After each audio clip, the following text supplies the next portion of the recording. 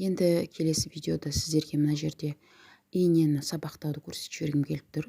Инеміз сіздің тізімде көрсетілген идеал обычно ақ жіп, швейный машинкамен тігетін. Соны 4 қабаттап бисер тігетін инеңізден өткізіп аласыз. Сосын түйіндеген жерін көрсетіп кетейін деген соңғы жағын 4 қабат көріп тұрғаныңыздай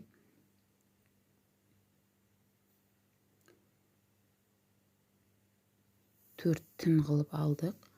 Соңғы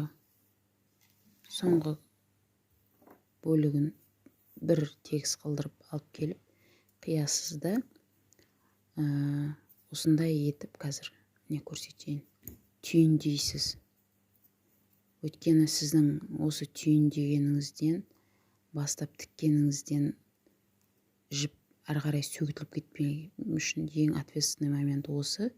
Соны жақсылап түйіндеп алып, қаттылап, шығып кетпейтіндей қылып, бастап тіккен кезде закреплять етуге керек болады.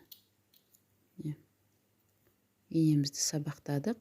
Енді осы инемен ары қарай өшіпкімізді тіге береміз.